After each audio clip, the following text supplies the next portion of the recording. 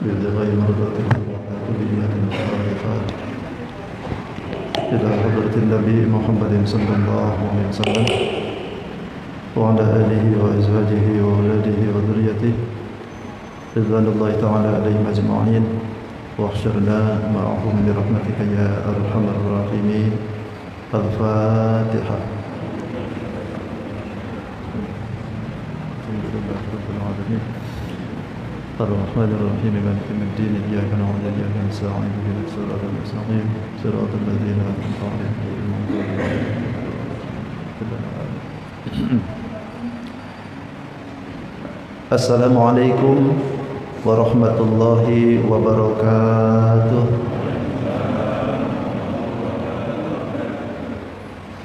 Bismillah, alhamdulillah. Bismillahi ma sya Allah la quwwata illa billah. Bismillahi ma sya Allah kullu ni'matin min Allah. Bismillahi ma sya Allah al-khairu kulluhu biyadillah. Bismillahi ma sya Allah la yasrifu su'a illa Allah. Asyhadu an la ilaha illallah wahdahu la syarika lah. وأشهد أن سيدنا ونبينا محمدا عبده ورسوله صاحب الحوض والشفاعة. اللهم صل وسلم وبارك على هذا النبي الكريم وعلى آله وأصحابه والتابعين لهم أجمعين. أما بعد، فقد قال الله تعالى في كتابه الكريم سورة الفجر. Ya, Surat Al-Fajr.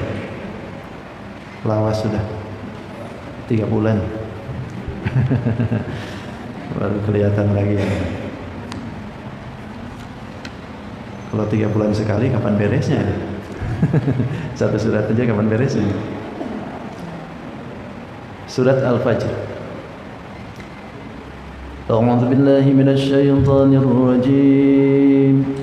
أعوذ بالله من الشيطان الرجيم. بسم الله الرحمن الرحيم. بسم الله الرحمن الرحيم.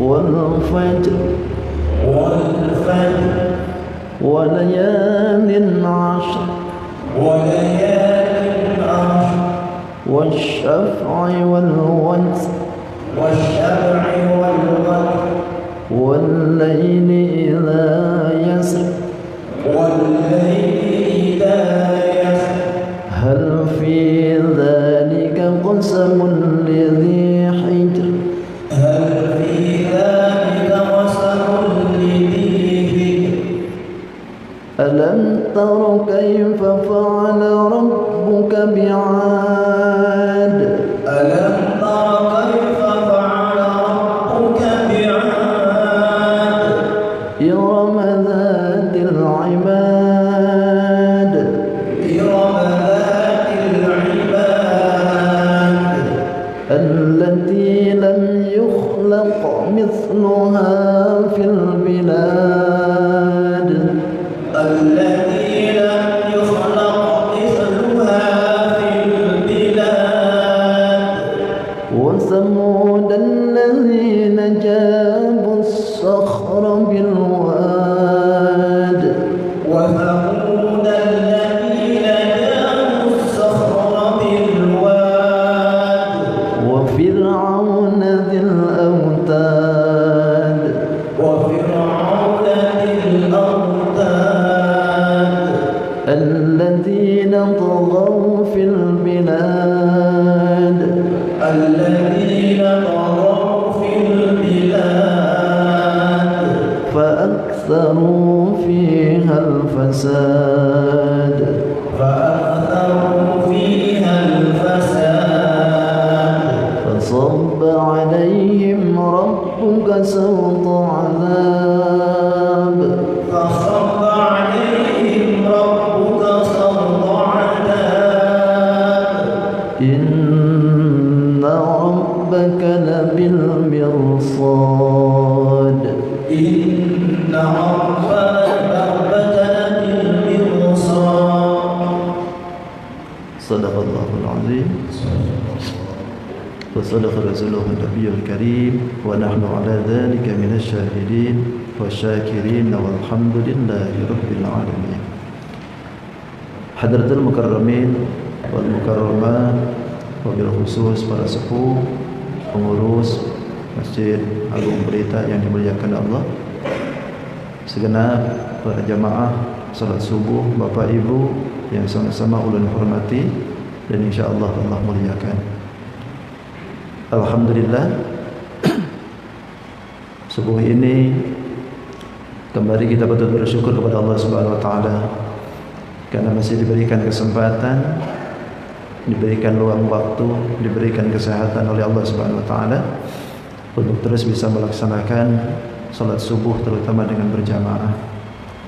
Dan alhamdulillah hari ini ulun bisa bertemu kembali bersilaturahmi dengan jamaah Pelita setelah sekian lama kita berpisah. Ya, hampir 3 bulan ya. Alhamdulillah hari ini kembali Allah pertemukan. Ini jamaah nggak ada yang berkurang ya. Alhamdulillah sehat semua. Alhamdulillah ya. Mudah-mudahan kita berataan dijauhkan dari corona. Mudah-mudahan Allah Subhanahu wa taala dengan berkah berjamaah, berkah pengajian, berkah daripada perkumpulan kebaikan, Allah angkat dari negeri ini corona yang sudah ada. Amin ya rabbal. Yang kedua, salawat dan salam tidak hentinya semoga dibarwahkan kepada junjungan kita Sayyidul Mustafa wal Murtada Nabi besar Muhammadin sallallahu alaihi wasallam. Tidak lupa pada keluarganya, sahabat, tabi'at sampai kepada kita. Yang mudahan kita pun khusus saja berkumpul di tempat ini nanti di yaumil qiyamah senantiasa diaku sebagai umatnya. Amin. Amin ya rabbal alamin. Hadirin wal hadirat rahimakumullah. Terus jadi berubah mic-nya. Surat Al-Fajr ini surat, kalau di dalam tartibul mushaf ini surat yang ke-89 ya. Kalau di dalam tartibul mushaf ini ditulis setelah hal ataka hadisul ghasyiyah ya. Tapi kalau tertibun nuzulnya sebetulnya surat ini diturunkan setelah surat Al-Lail. Wal laili idza yaghsha, baru surat ini tertibun nuzul. Ada 2 pendapat yang menyebutkan bahwa surat ini ada yang menyebutkan turun di Mekah, ada yang menyebutkan turun di Madinah. Tapi jumhur para ulama banyak yang menyebutkannya di Mekah. Adapun yang menyebutkan ini turunnya di Madinah, ini kaulnya kaul Ali bin Abi Thalhah. Itu menyebutkan beliau katanya ini di Madinah, enggak masalah. Di Makkah, di Madinah enggak jadi masalah. Ya. Karena ikhtilaf. Di dalam surat ini Allah akan menjelaskan kepada kita nih bahwa siapapun yang menentang nabi-nabi yang terdahulu atau Nabi Muhammad sallallahu alaihi wasallam, pasti semuaan akan seperti umat-umat terdahulu juga gitu. Artinya siapapun yang menentang nabi itu akan mengalami kehancuran semua. Jadi ke atas ini suaranya. Jadi ke atas. Perbaiki kah ini? Jadi semuaan yang menentang para nabi-nabi itu enggak bakalan ngalamin dah yang namanya selamat gitu. Nah, ini dibuktikan oleh Allah Subhanahu wa taala melalui pernyataan dalam surat ini. Yang sebelumnya Allah pun banyak di dalam surat-surat sebelumnya itu memberitahukan tentang kehancuran umat terdahulu itu. Di sini juga sama. Diawali dengan sumpah. Sumpah memakai kalimat makhluknya kan. Pertama kata Allah, Bismillahirrahmanirrahim, wallahu a'lam bihaqiqatil murad. Wal fajr, demi waktu fajar. Walayalin ashr, demi malam yang ke-10. wasyaf'i, dan demi waktu yang genap, wal watr, dan yang ganjil, wal laili, dan demi waktu malam, idza yasr, bila mana telah berlalu, hal fi dzalika, maka pada yang demikian itu qasamun, terdapat sumpah, lidzi hijr, yang untuk mempunyai berakal atau untuk orang yang berakal. Satu persatu. Kata Allah, wal fajr, demi waktu fajar. Fajar yang mana ini? Pokoknya setiap waktu fajar aja. Fajarun kulla yaumin gitu. Setiap hari ada fajar. Ini salah satu yang disebutkan oleh Ibnu Abbas. Jadi fajar yang dimaksud itu setiap hari ada fajar, subuh-subuh fajar gitu. Tapi ada juga yang menyebutkan yang disebut dengan fajar itu fajarnya di hari bulan Muharram. Pas begitu masuk bulan Muharram, fajarnya, nah itu yang disebut wal fajr katanya. Ada juga yang menyebutkan yang disebut fajar itu adalah yaumun nahar. Hari riyaya berarti. Hari penyembelihan. Karena banyaknya ibadah haji di dalamnya dilakukan dan yaumul fajr. Ada lagi yang menyebutkan fajarnya ini bulan Dzulhijjah. Bulan Dzulhijjah fajar masuk, itu fajarnya disebutkan wal fajr. Jadi intinya hanya Allah lah yang tahu. Fajar yang dimaksud di sini hanya Allah yang tahu. Makanya ketika mengartikan Quran itu pakai wallahu alam bihaqiqatil murad. Wallahu, Allah a'lamu, lebih mengetahui, bihaqiqatil murad, dengan hakikatnya yang dimaksud gitu. Para ulama pun, ulama tafsir pun sama, kadang-kadang memakai kalimat wallahu alam bihaqiqatil murad. Yang kedua, walayalin ashr, dan demi malam-malam yang ke-10. Malam yang mana? Ada yang menyebutkan 10 hari itu di hari raya. Itu malam ashr. Ada lagi yang menyebutkan 10 akhir dari Ramadan, layalin ashr. Ada lagi yang menyebutkan 10 hari dari awal Muharram, layalin ashr itu disebutnya. Karena memang di dalamnya mempunyai malam yang mulia gitu. Kalau Muharram berarti ada Asyura, Ramadan berarti ada Lailatul Qadar, kalau di bulan Hajj berarti ada manasik haji gitu. Ada Arafah. Itu layalin ashr. Kemudian wasyaf'i, demi waktu yang genap, wal watr, dan juga waktu yang ganjil. Yang genap ini yang mana sih? Imam Mujahid dengan Imam Masruq itu menyebutkan bahwa yang genap itu setiap makhluk itu genap. Jadi yang ganjil itu hanya Allah. Imam Masruq itu. Saya begitu liatin kalimat Masruq dalam tafsir, apa hubungannya Mujahid dengan Masruq kata. Kalau Masruq itu kan pencuri kata saya. Apa artinya ini dengan pencuri kata saya. Saya liatin, cari di kamus itu. Pencuri juga artinya itu. Mencuri gitu. Masruq itu dari Saroko. Begitu saya liatin di, barangkali ada di referensi yang lain, ternyata ada. Jadi Masruq ini seorang imam tabi'in. Rupanya orang zaman tabi'in ini Masruq itu. Kenapa dinamain Masruq itu? Ternyata Imam Masruq ini waktu kecilnya pernah dicuri orang. Itu pernah dicuri orang lalu ketemu. Lah udah dinamain aja jadi Masruq itu. Masya Allah. Jadi orangnya dicuri gitu. Waktu kecilnya diculik, hilang, udah lama baru ketemu lagi, namain aja Masruq gitu. Padahal tapi ini ulama gede nih, dicuri itu bisanya itu. Ya kayak orang-orang tua dulu kan gitu kan. Kalau namain anak itu di mana aja gitu, pas lahirnya di mana, disitulah namanya gitu. Waktu kebetulan pas lahir dekat kompor, pasti namanya itu Komporta. Nah, Imam Mujahid dengan Imam Masruq itu menyebutkan kullu makhlukin itu syafi. Setiap makhluk itu ya genap. Karena di dalam makhluk itu kan ada langit, bumi, daratan, lautan, matahari, bulan, jin, manusia, itu kan? Hidayah, sesat, saadah, sakowah, bahagia, celaka, malam, siang, apa lagi? Laki, bini, gitu kan? Pokoknya genap semua. Jadi di makhluk itu genap. Makanya pantas Allah pun menyebutkan wa min kulli syai'in khalaqna zawjayn. Setiap segala sesuatu itu kami ciptakan, kata Allah, zawjayn.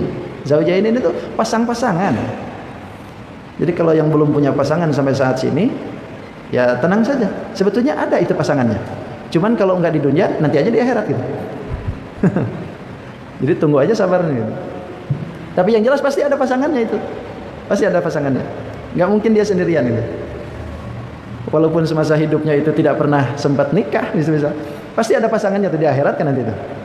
Di akhirat itu. Dengan siapa? Itu Ustaz. Ada salah satu keterangan orang yang tidak nikah di dunia, nanti nikah di akhirat itu dengan orang yang sewaktu di dunia dia cintai pertama kali siapa? Jadi nanti dipertemukan lagi rupanya kayak Sidin lah. Makanya kalau pertama kali jatuh cinta jangan tanggung, artis aja sekalian. Takutnya nggak dikasih jodoh gitu.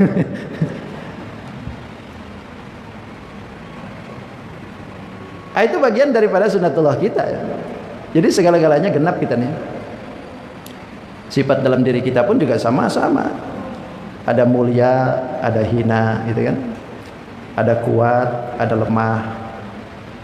Ada kuasa, ada tak berdaya, ada alim, ada bodoh gitu. Ya itulah sifat daripada kita itu. Semuaan yang jelas itu menandakan makhluk itu pasang-pasangan. Nah kalau Allah subhanahu wa ta'ala walwid, itu ganjil kalau Allah. Makanya innallaha Allahul witra yuhibbul, innallaha yuhibbul witra. Sesungguhnya Allah itu senang dengan yang ganjil. Karena memang Allah sendiri ganjil. Qul huwallahu ahad. Allah itu ahad, satu. Satu ganjil. Kalau di kita, pasangan sifat yang ada di kita genapnya ada gitu. Seperti sifatan yang tadi. Kalau kita punya sifatnya ada yang mulia, ada yang hina. Kalau Allah mulia tanpa hina. Kalau kita kuat, ada yang lemah. Kalau Allah kuat tanpa lemah. Kalau kita ada dua. Kalau Allah kuat. Kalau kita ada yang alim, ada yang jahil. Kalau Allah enggak, maha terus saja mengetahui, enggak ada yang tidak pernah mengetahui segala sesuatunya. Jadi intinya Allah Subhanahu wa taala ganjil. Gitu. Kita makhluk itu semua genap. Tapi ada juga yang menyebutkan yang disebut dengan witr itu adalah Yaumul Arfah katanya. Karena hari yang ke-9. Ada yang menyebutkan kita. Kemudian wal-laili idza yasr. Demi waktu malam idza yasr. Ay muqbilan wa mudabbiran. Artinya datang dan pergi. Datang malam lalu siang pergi. Pergi siang, datang malam. Terus saja sunatullah.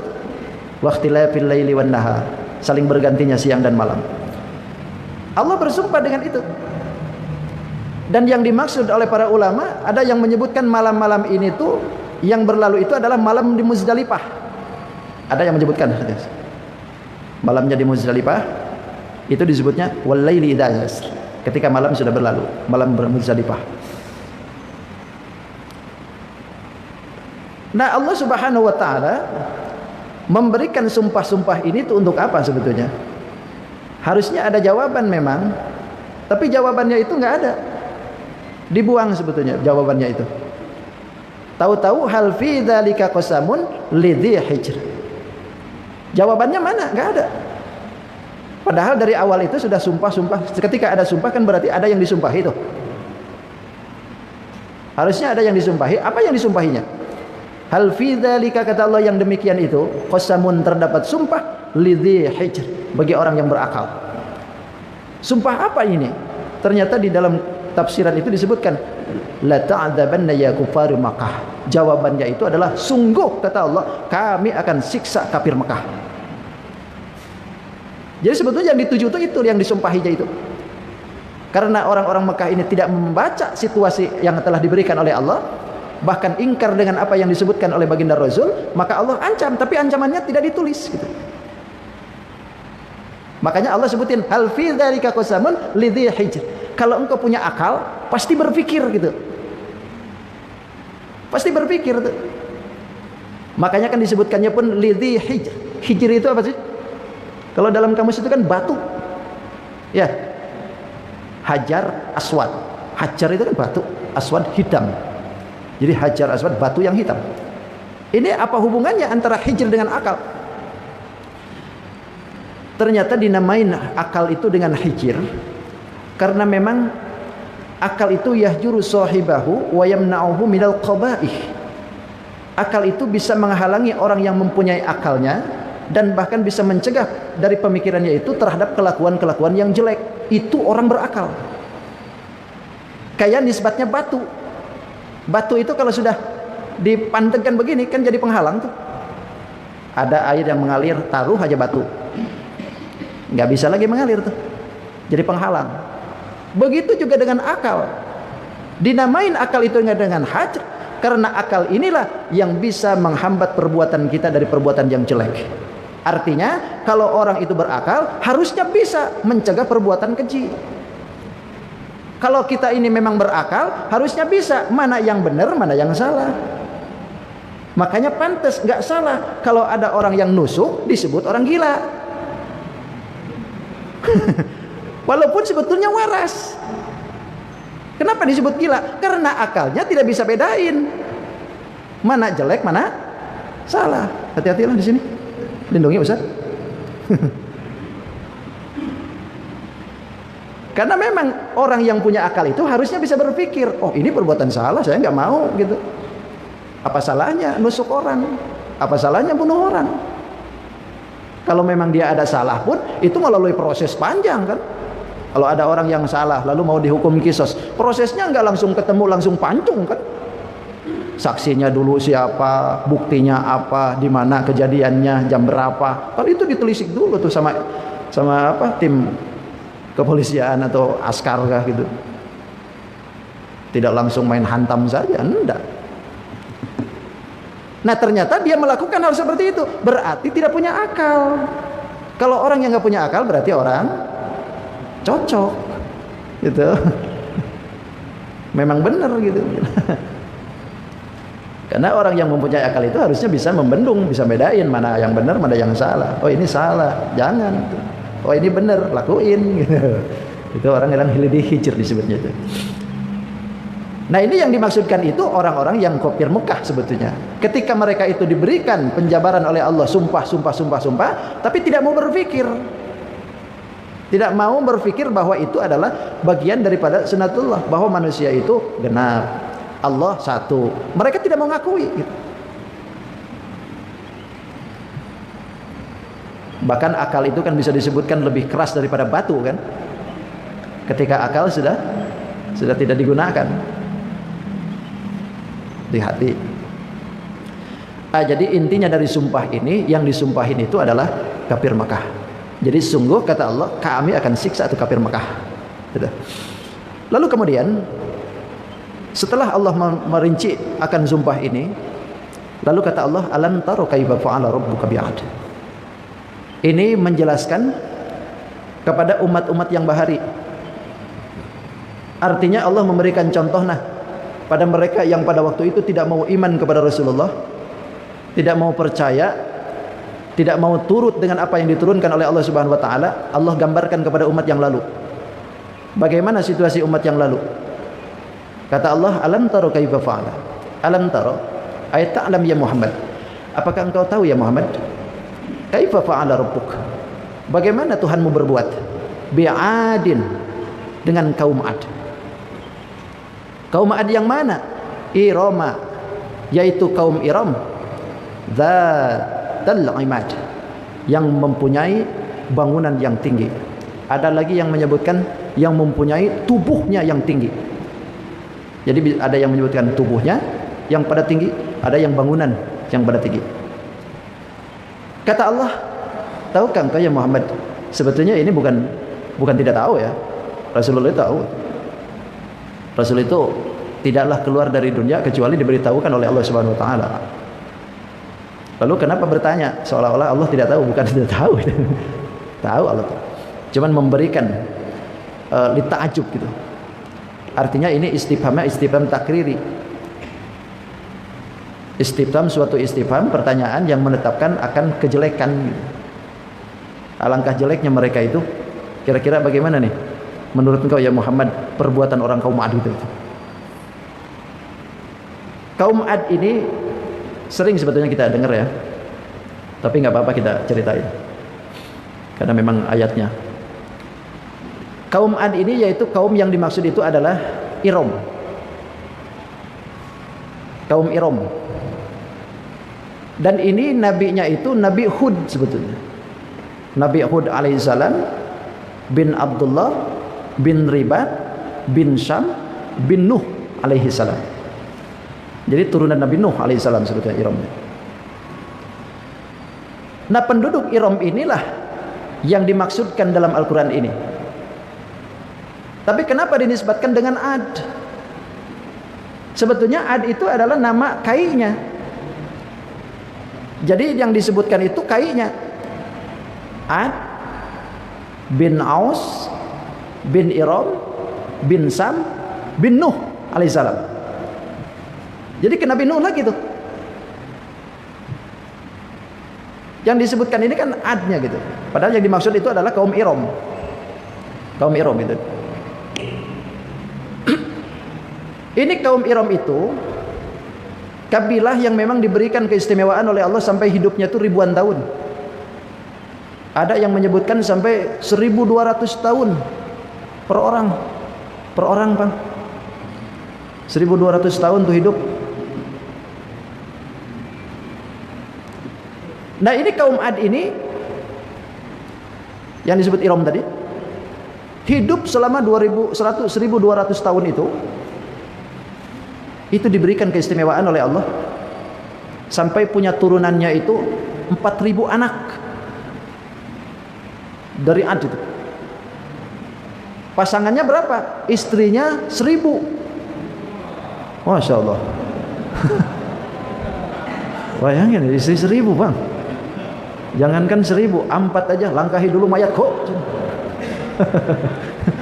Baru aja ngomong sudah dipelototin duluan. Karena jadi sudah.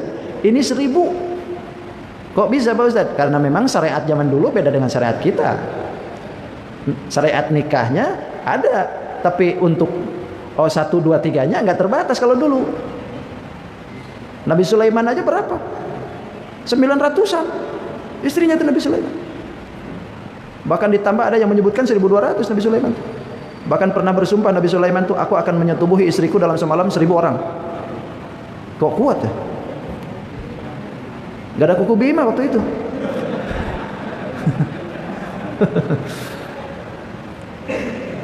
Ini luar biasa, 1000, Bang. Dari 1000 bini itu keluar 4000 anak. Coba 4000 anak. Cuman sayang, wa mata kafiron, semuanya mati kafir.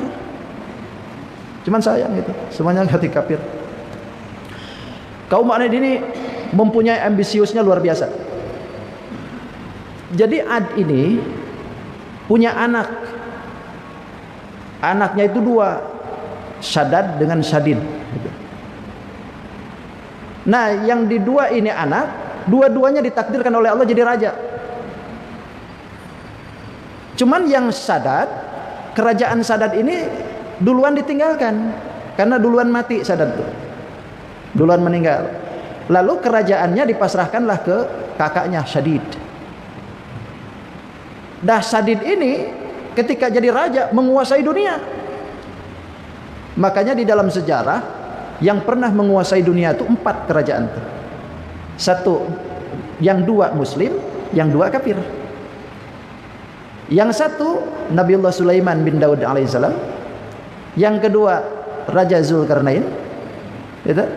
Kemudian yang dua lagi dari kafir. Siapa? Pertama Syadid gitu. Syadid bin Ad bin Aus bin Iram bin Sam bin Nuh alaihissalam. Itu menguasai dunia tuh. Kemudian yang ketiga ada Namrud bin Kan'an, anak Nabi Nuh alaihissalam juga. Itu sempat menguasai dunia tuh. Jadi ibaratnya super powernya beneran itu. Kalau sekarang super powernya ya ngerusak negara orang. Kalau dulu beneran. Jadi dunia itu pernah dikuasai empat raja, 2 muslim, 2 kafir. Kenapa tidak muslim semua gitu? Nah inilah disinilah kasih sayang Allah ya. Jadi walaupun sifatnya mereka itu menentang Allah, tidak mau beribadah, tapi kan tuh adil Allah tuh. 2 muslim, 2 kafir. Gitu. Tapi ketika kerajaan itu dipimpin oleh muslim, makmur. Ketika oleh Nabi Sulaiman, makmur. Sampai semut aja dihormati. Tapi ketika rajanya Namrud, boro-boro semut, Ka'bah aja mau dihancurin. Gitu. Raja Zulkarnain jadi raja, dunia makmur. Sampai Ya'juj wa Ma'juj aja nggak bisa berkutik. Tapi ketika Syadid jadi raja, dibabat habis orang tuh. Kejam nih orang. Jadi Syadid ini sering kesenangan itu sering baca buku-buku dulu. Buku-buku dulu gitu sering dibaca. Bahkan ketika itu Syadid itu melihat di dalam kitab ada sebuah keterangan tentang masalah surga. Indahnya surga, lalu bangunannya surga, kubah-kubahnya surga, bahkan ada sungai-sungai di dalamnya. Dia ini terinspirasi.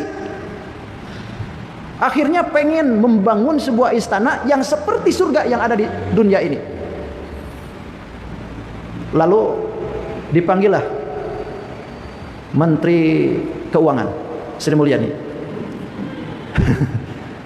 Ditanya dulu, kira-kira ada nggak modal? Mau pindah istana itu harus ada modal. Apalagi pindah ibu kota. Tanya nih. Dikumpulkan semua. Ini keterangan bahasa sayanya ya. Kalau bahasa Arabnya panjang. Nanti kalau bahasa Arabnya panjang. Jadi ketika itu dikumpulkan semua. Lalu ditanya oleh Sadat, kira-kira pendapat kalian bagaimana nih? Itu menterinya dikumpul. Aku ini punya inspirasi pengen membangun sebuah istana yang begini. Oh kalau begitu siap Tuan Raja. Oh apapun yang diinginkan presiden kan, semua harus oke. Semohon dawuh gitu kan. Oke, akhirnya bergeraklah. Semua yang diperintahkan, semua bergerak. Dan pada waktu itu diperintahkan oleh raja 1000 bendahara. Yang dari setiap bendahara mempunyai 1000 arsitek. Disuruh berpencar ke seantero dunia pada waktu itu yang dikuasai oleh dia. Lalu berpencarlah mencari lokasi yang diinginkan, yang percis seperti yang diinginkan raja.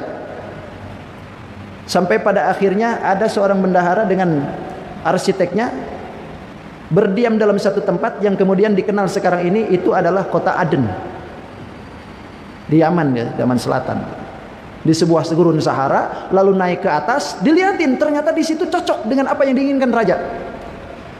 Lalu dibangunlah oleh arsitek itu pondasinya.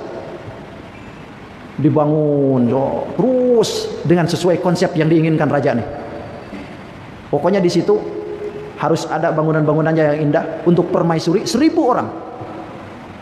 Pokoknya jangan satuin, satu kamar satu permaisuri. Begitu mau selesai, ini jaraknya itu antara mulai peletakan batu pertama sampai mau selesai itu membutuhkan waktu 300 tahun. Bikin istana tuh 300 tahun tuh. Begitu mau selesai, sekitar 250 tahunan mau selesai nih, datanglah Raja Syadid nih, mengoreksi mengontrol proyek. Mudah liatin gimana nih proyeknya. Begitu sudah diliatin ternyata ada yang kurang. Kata Syadid, ada yang kurang ini, bangun lagi kubah-kubah. Kubahnya belum nih, suruh dibangunin kubah 1000 kubah. Untuk siapa? Untuk para menteri. Pokoknya menterinya jangan keluar gitu. Pokoknya satu pintu, satu atap. Menteri Koordinator Lingkungan, Menteri Perhutani, Menteri komunikasi, Menteri Keuangan, pokoknya kumpul semua di situ. Jangan sampai keluar rumah gitu. Dibangun lagi. Wah, luar biasa tuh. Sampai pada akhirnya bereslah yang diinginkan tuh. Begitu sudah beres, disuruh semua peralatan perabotan rumah tangga disuruh pindahin. Pindahin tuh. Ternyata mindahin perabotannya aja membutuhkan 10 tahun baru selesai perabotan rumah tangga. Karena memang nggak ada kontainer pada waktu itu. Jadi susah ngangkutnya. Waduh, itu saking ambisinya tuh. Begitu sudah selesai 300 tahun, renovasi sudah beres, semua peralatan sudah siap, Tuan Raja dipersilahkan untuk masuk. Berangkatlah dari kerajaan lama menuju ke kerajaan baru yang ada di Penajam.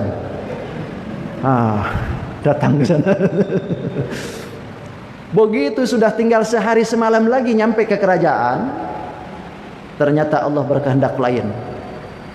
Ini Syadid ini membutuhkan waktu membangun istana 300 tahun. Umur Syadid 900 tahun. Begitu sudah tinggal sehari lagi ke sana, ternyata Allah memberikan siksanya kepada mereka. Apa itu? Yang berupa angin yang sangat dingin. Berapa lama? Tidak lama memang. Cuman 180 jam. Berarti berapa teman?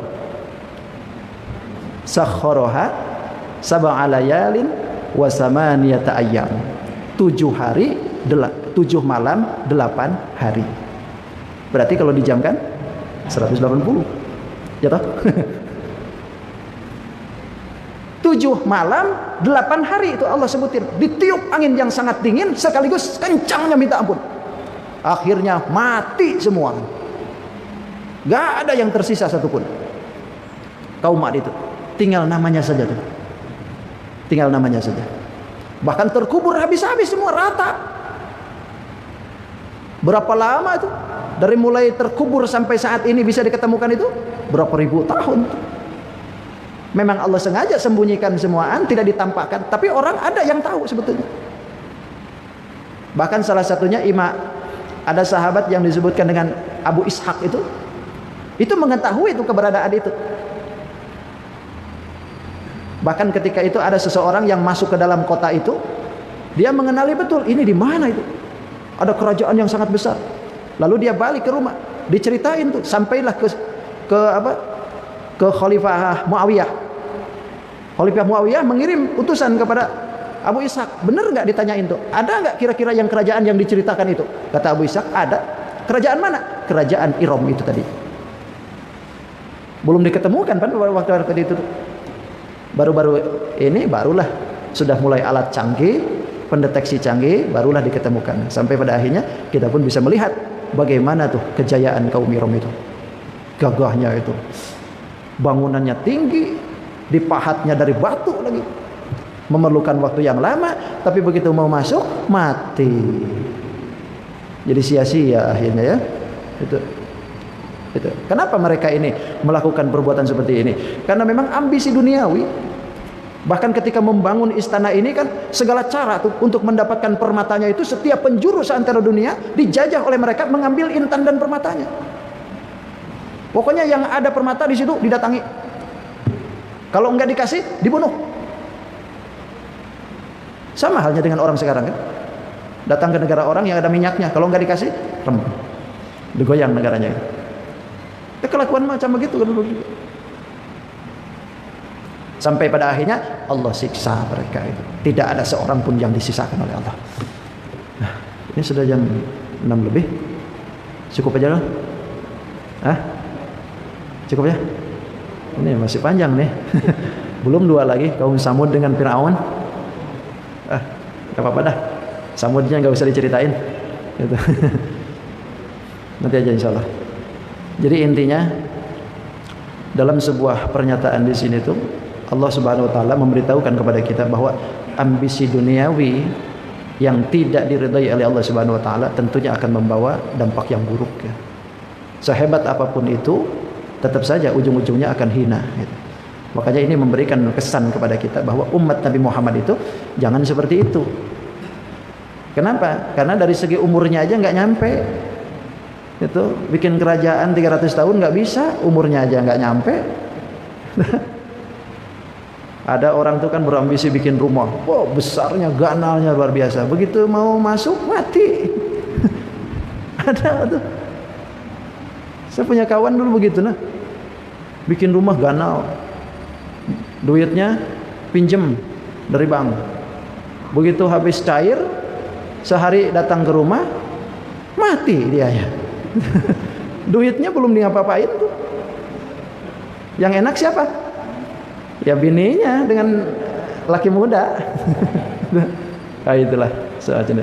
Tapi bukan berarti ibu pengen rumah besar, mati-mati juga kata Pak Ustadz. Jangan, bikin aja gitu. Bikin aja. Ini kan perumpamaan. Jadi jangan terlalu ambisi kalau memang kitanya ada niatan yang tidak baik gitu. Yang bagus ya nggak apa-apa kalau bagus gitu. Mau bikin rumah yang ganal buat nampung anak-anak yatim gitu, monggo itu. Atau mau bikin yang ganal biar nanti bininya 4 sama-sama di satu rumah, itu nggak apa-apa.